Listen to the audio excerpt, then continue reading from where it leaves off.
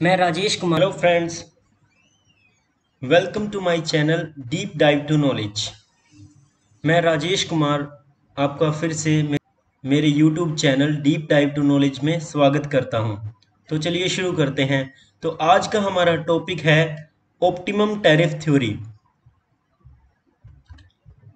सबसे पहले हमें टैरिफ का मीनिंग जानना होगा कि टैरिफ होता क्या है।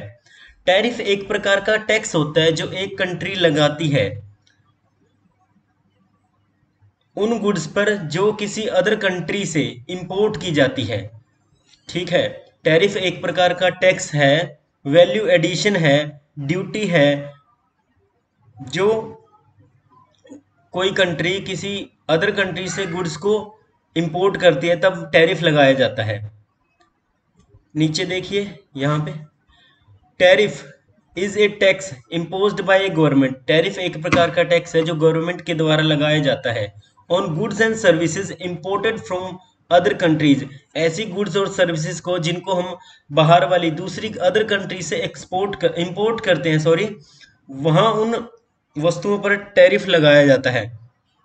इसलिए लगाया जाता है ताकि उन गुड्स और सर्विसेज का जो प्राइस है वो इंक्रीज हो जाए, बढ़ जाए, और जो इंपोर्ट है हमारे वो लेस डिजायरेबल हो। लेस डिजायरेबल का मतलब ये है कि जैसे जैसे इंपोर्ट महंगा होगा वैसे वैसे जो कंज्यूमर्स हैं उन इंपोर्टेड गुड्स को लेस कंज्यूम करेंगे और जो हमारी डोमेस्टिक गुड्स हैं उनको ज़्यादा कंज्यूम करेंगे। तो गवर्नमेंट कई बार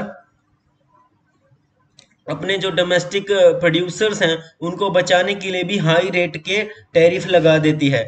तो जरूरी नहीं है कि टैरिफ सिर्फ इंपोर्टिंग गुड्स पर ही लगे, जो हम आयात करते हैं उस पर ही लगे।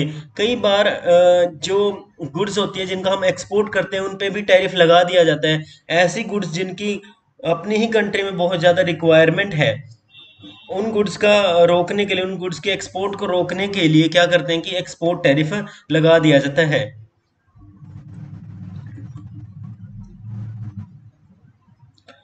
इंपोर्ट पर टैरिफ लगना एक बहुत ही जनरल केस है, और लगभग सभी कंट्रीज जिनके बीच में कोई किसी प्रकार का एग्रीमेंट नहीं है तो वो टैरिफ लगाती ही लगाती हैं, चाहे वो कस्टम ड्यूटी हो, एक्साइज ड्यूटी हो, टैक्स हो, किसी प्रकार की वैल्यू एडिशन हो, वो लगाती ही लगाती हैं। बट एक्सपोर्ट पर टैरिफ बहुत ही रेयर केस में होता है।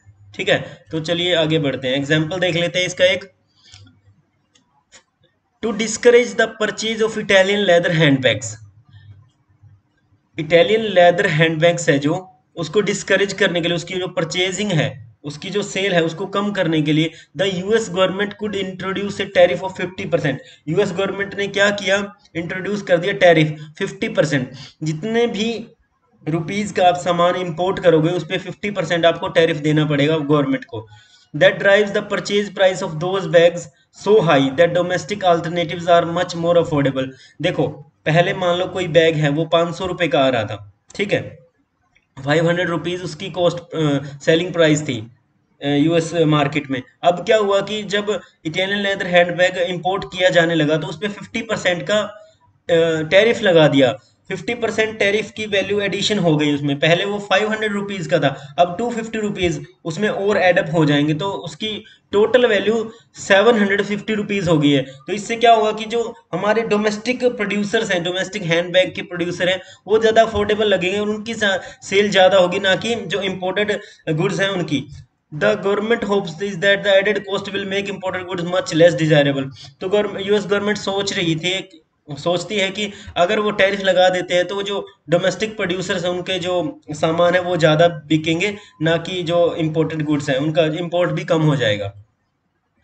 अब हम ऑप्टिमम टैरिफ थ्योरी की बात करते हैं। द ऑप्टिमम टैरिफ अब हम ऑप्टिमम टैरिफ थ्योरी की बात करते हैं। The optimum tariff theory states that a foreign producer will lower it's prices if the importing country places A tax on it's product. कह रहे कि अगर एक इंपोर्टिंग कंट्री, जो कंट्री इंपोर्ट कर रही है किसी गुड्स का, अगर वो टैक्स लगा देती है, किसी प्रकार का टैरिफ लगा देती है, तो क्या होगा, जो फॉरेन प्रोड्यूसर होगा, जो एक्सपोर्टर है, फॉरेन एक्सपोर्टर है, वो अपने जो गुड्स हैं उसकी प्राइस को लोअर कर लेगा। अगर ऐसा होता है तो क्या होगा कि जो इंपोर्टिंग कंट्री है इंपोर्टिंग कंट्री है, पहले उसने कोई भी टैरिफ नहीं लगा रखा था, अब उसने टैरिफ इम्पोज कर दिया है, टैरिफ लगा दिया है, तो क्या होगा कि कुछ बेनिफिट्स अब इंपोर्टिंग कंट्री को भी मिलने लग जाएगा। देखो यहाँ पे, if this occurs the benefit shift to the importing country, कुछ बेनिफिट शिफ्ट हो जाएंगे इंपोर्टिंग कंट्री। पहले सारे के सारे बेनिफिट फॉरेन प्रोड्यूसर को मिल रहे थे, अब कुछ बेनिफिट्स किसको शिफ्ट हो जाएंगे, इंपोर्टिंग कंट्री को शिफ्ट हो जाएंगे, और प्रोड्यूसर जो है उसके प्रॉफिट थोड़ा सा कम हो जाएंगे। चलिए नेक्स्ट स्लाइड पर चलते हैं। अब इसको हम एक एग्जांपल से समझते हैं। चलो, सबसे पहले देखो, एक एक्सपोर्टर है और उसको 500 रुपीज पर यूनिट उसकी कॉस्ट है, उसके जो माल है, जो गुड्स हैं, वो जो सेल करता है फॉरेन मार्केट में, तो 500 उसकी कॉस्ट प्राइस है। तो वो उसको ना अब्रोड यानी फॉरेन मार्केट में 700 रुपीज पर यूनिट के हिसाब से बेचता है। पहला तो ये है। दूसरा क्या है कि यहाँ पे कोई भी टैरिफ नहीं है, ठीक है, देर इज नो टैरिफ। तीसरा क्या है, इन दो लाइनों से हमें समझ आ गया कि उसकी जो एक्सपोर्टर है उसकी गुड्स की कॉस्ट है 500 रुपीज, और वो 700 rupees per unit foreign market में सेल कर रहा है। दूसरा, वहां पे अभी कोई टैरिफ नहीं है। थर्ड देखिए, with the imposition of A 10% tax on the imported price. अब क्या हुआ कि जो इंपोर्टिंग कंट्री है, जो आयात कर रही है, गुड्स का इंपोर्ट कर रही है, खरीद रही है बाहर से, उसने क्या किया कि 10% का टैक्स लगा दिया। जितना का वो खरीद रही थी, मान लो 500 का खरीद रही थी ना, ऊपर हमें एग्जाम्पल में देखा है। अब क्या हुआ कि उस पर 10% का टैक्स लग गया है, ठीक है। अब अगर 10% का टैक्स लग जाए, कितने का दे रहा है वो मार्केट में, 700 का, और इस पे 10% का हम टैक्स लगा दे तो 70 रुपीज इसकी सेलिंग प्राइस में और ऐड हो जाएंगे। तो कितना हो जाएगा टोटल, 770 रुपीज हो जाएगा जो प्राइस है उसका, सेलिंग प्राइस। अब क्या होगा, the exporter may choose to lower its price. अब क्या करेगा एक्सपोर्टर है जो, the exporter may choose to lower its price to ₹636.36 per unit. अब एक्सपोर्टर क्या करेगा कि जो अपने जो गुड्स हैं उसकी प्राइस को रिड्यूस कर लेगा। कितना कर लेगा, पहले वो 700 रुपीज पर यूनिट के हिसाब से सेल कर रहा था, अब वो 636 रुपीज 36 पैसे पर सेल करेगा, विच विद ए 10% टैक्स, क्योंकि अब टैक्स भी लगाना है। तो इस प्राइस पर 636 पर हम 10% का टैक्स लगाएं तो कितना बनेगा, ₹63.64। Would keep the price 700। अगर हम इस कॉस्ट को, ये तो उसका सेलिंग प्राइस है, अब वहां पे जब इंपोर्टिंग कंट्री में जाएगा तो 10% टैक्स लग जाएगा, और उस 10% टैक्स के बाद उसकी टोटल वैल्यू कितनी हो जाएगी, 63 रुपीज प्लस 636 रुपीज एंड 36 पैसा प्लस 64 पैसा। तो टोटल मिलाकर इसकी फिर से वैल्यू 700 हो जाएगी। अब इंपोर्टर को पता है कि अगर वो अपने प्राइस को लोअर नहीं करेगा और वो 700 रुपीज के हिसाब से ही बेचेगा, तो वहां पे जाकर 10% उसको वैल्यू एडिशन हो जाएगा, और उसकी जो सेलिंग प्राइस है 770 रुपीज हो जाएगी, जो कहीं से भी कंपटिटिव नहीं रहेगी। इंपोर्टिंग प्राइस है, जो इंपोर्टिंग गुड्स का प्राइस है वो काफी हाई हो जाएगा, और उसकी जो डिमांड है वो शिफ्ट हो जाएगी। तो देखो, the exporter may feel that a price higher than 700 would result in lost sale. कह रहे कि एक्सपोर्टर को लग सकता है कि अगर वो अपनी गुड्स के प्राइस को, जिसको वो पहले 700 रुपीज पर यूनिट के हिसाब से बेच रहा था, अगर वो उसके प्राइस को बढ़ाता है तो उसकी सेल का लॉस्ट हो सकता है, उसको कुछ हिस्सा सेल का गंवाना पड़ सकता है। तो उसको ये लगता है कि उसको 136 रुपये 36 पैसे का पर यूनिट के हिसाब से जो प्रॉफिट मिल रहा है, पहले जो 200 मिल रहा था उससे बेहतर है। क्योंकि अगर वो प्राइस को बढ़ाता है तो उसको ये जो 136 रुपये 36 पैसे का पर यूनिट का प्रॉफिट है ये भी चला जाएगा। तो इससे बचने के लिए क्या करता है, वो लोअर कर देता है अपने प्राइसेस को, और पहले जैसे ही 700 सेलिंग प्राइस को मेंटेन करके रखता है। मान लो इसका टैक्स बढ़ जाए, 10% से ज्यादा हो जाए, तो फिर से ये अपने प्राइस को, ये 3636 को और लोअर करेगा ताकि 700 के अप्रोक्स रख सके और अपनी डिमांड को कंटिन्यूअसली रख सके।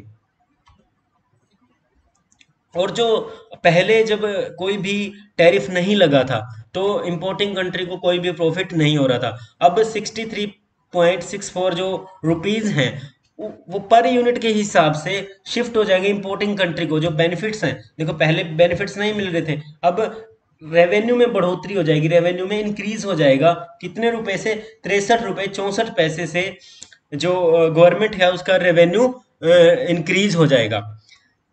पहले उसको 0 रुपये मिल रहा था, मतलब कुछ भी नहीं मिल रहा था। जब उसने 10% का टैक्स लगा दिया है उस गवर्नमेंट ने, तो उसको 63 रुपीज 64 पैसे पर यूनिट के हिसाब से उसको प्रॉफिट होने लग गया है। As long as the foreign producer lowers its prices by any amount, some shift in revenue goes to the importing country and the tariff is deemed an optimum one। कह रहा है ऑप्टिमम टैरिफ वो होगा जिससे कि जैसे जैसे rate हम बढ़ाते जाएंगे वैसे वैसे फॉरेन प्रोड्यूसर अपने माल के प्राइस को या अपने गुड्स के प्राइस को कम करता जाएगा, और जैसे जैसे हम रेट बढ़ाते जाएंगे हमें कुछ ना कुछ अमाउंट है जो रेवेन्यू के रूप में उस गवर्नमेंट को मिलता रहेगा, और उस टैरिफ रेट को हम ऑप्टिमम टैरिफ रेट कहेंगे, जिससे क्या हो, फॉरेन प्रोड्यूसर अपने प्राइस को लोअर करे और रेवेन्यू क्या हो, इंपोर्टिंग कंट्री को मिले। वो वाला टैरिफ क्या होगा, ऑप्टिमम टैरिफ कहलाएगा। अब इस ऑप्टिमम टैरिफ है जो, इसकी कुछ डिफिकल्टीज कह लो, डीमेरिट्स कह लो, या फिर इसकी कुछ हानियां हैं। पहली तो ये कि हम प्रिडिक्ट नहीं कर सकते कि कब कहाँ और कैसे, या फिर कौन सा जो एक्सपोर्टर है, फॉरेन प्रोड्यूसर है, विल वॉलेंटरली रिड्यूस करेगा अपने प्राइस के, जो अपने गुड्स हैं उसके प्राइस को रिड्यूस करेगा, या फिर अपने प्रॉफिट मार्जिन को रिड्यूस करेगा। जैसे ही अपने प्राइस को रिड्यूस करता है तो उसका प्रॉफिट मार्जिन भी रिड्यूस होता है, और वो प्रॉफिट कहाँ शिफ्ट होता है, इंपोर्टिंग कंट्री पे। दूसरा क्या है, अगर ऑप्टिमम टैरिफ की हम बात करें, जो डेवलपिंग कंट्री के एक्सपोर्टर हैं वो अपने वर्कर्स हैं उनकी पेमेंट को रिड्यूस कर देते हैं, उनकी लेबर है जो उनका रिड्यूस कर देते हैं, ना कि अपने प्रॉफिट मार्जिन को रिड्यूस करते हैं। जैसे ही उनका प्रॉफिट मार्जिन कम हुआ, जैसे उसको 200 से 136 पे आ गया, अगर ये है इस तरह के कुछ फॉरेन प्रोड्यूसर डेवलपिंग कंट्रीज में होते तो क्या करते, वो करते कि जो वर्कर्स हैं उनकी पेमेंट को कम करते, जो गुड्स हैं उनकी क्वालिटी को कम करते, गुड्स के जो वेट हैं उनको कम करते, उनकी मतलब इस तरह की जो चीजें हैं उनको करते, और इससे बहुत ज्यादा डेंजर होता, ना कि इसके कुछ फायदे होते। तो ये थी आज की हमारे, हमने टैरिफ के बारे में पढ़ा और ऑप्टिमम टैरिफ थ्योरी के बारे में पढ़ा। आई होप आप सभी को समझ आ गया होगा। Okay, thank you.